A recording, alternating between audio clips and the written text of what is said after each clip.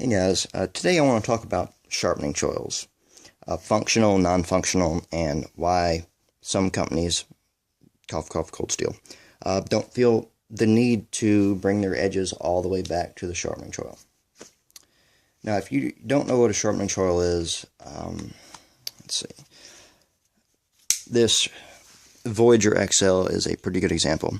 The sharpening choil is generally a notch right in front of the ricasso.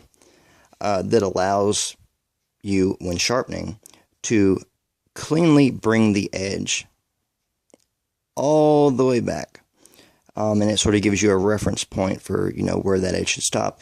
And by having this notch there, you sort of are able to eliminate any sort of recurve issues or strange phenomena as you approach the heel of the blade that are very common without this, because if you've been sharpening a long time, you know what I'm talking about, but I've experienced it many times, and it is quite annoying. So generally, if they don't have a choil, I will actually cut a choil in the blade myself with a set of diamond files or a rotary tool with a set of diamond rasps. So of course it allows me to cleanly bring the edge all the way back to where it really should stop. Another example of this is this Kershaw JYD 2.2. I've actually turned the sharpening choil on this into a finger choil because it was kind of weird, and the flipper looked like a whale flipper. It's kind of stupid looking. So now it is a functional finger choil. But as you can see, because of this choil, I'm able to bring the edge all the way back, and it very cleanly terminates right here at the choil.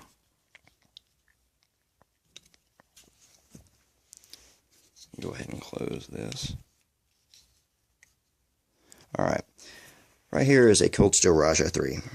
I actually saw Cliff Stamp talk about this knife and this same issue many months ago, and I would have to agree with him completely. This is a perfect example of cold steel not correctly utilizing a sharpening choil. Now, as you can see, the stock right here in front of the sharpening choil is quite thick. I mean, we're talking probably between 1.5 millimeters and 2 millimeters. If I can focus. So even if I do sharpen all the way back, number one, it's going to be a pain in the ass. Number two, you're going to develop some weird issues as your bevel starts to significantly widen, because the thickness right here is so much greater than the rest of the edge. Now, I'm going to show you a couple of knives that I've resolved that issue on. Here's a New Gen Recon 1. As you can see, I have taken the edge all the way back to the sharpening choil. Now that we're finally in focus, thank God. And as you can see, we start to get a little bit of an issue as the bevel sort of widens and has this sort of radiused curve to it as we approach that sharpening choil.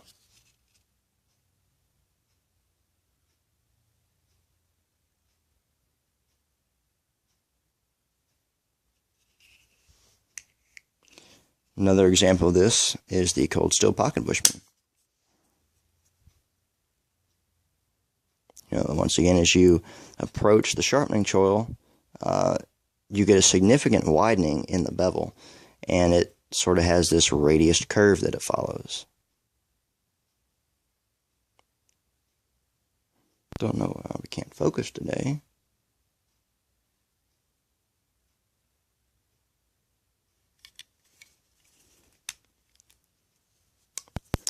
Now,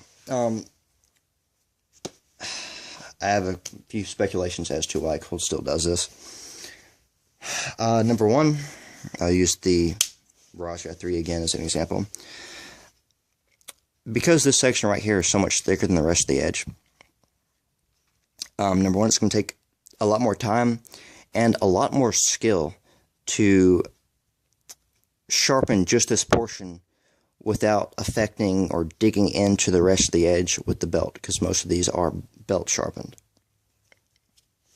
So of course, time, skill. Number two, you're going to have some heat buildup issues possibly because it is so much thicker.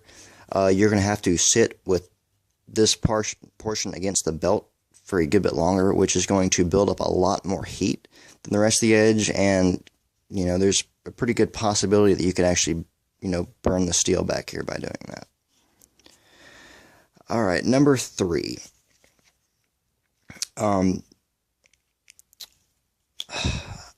I'd consider this possibly a, I don't know, cosmetic type thing, because once again, as you bring that edge back to the choil, the edge widens and has that sort of weird radius curve to it, which I guess some people might not find appealing. They might find it strange. I like this, but many people would believe that it doesn't look as clean as an edge sharpened like this. And the fourth reason, I'd say possibly a safety precaution.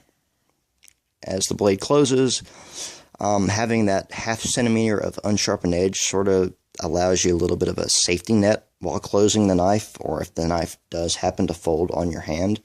Of course, the ricasso here is against my finger, but see that unsharpened portion also ends up against my finger if I put a good bit of force on this. And having that non-sharpened eliminates the possibility of it basically cutting into my finger. So that's sort of my speculations as to why they do this. Of course, this also could be an example of knife models designed by picture and not by purpose.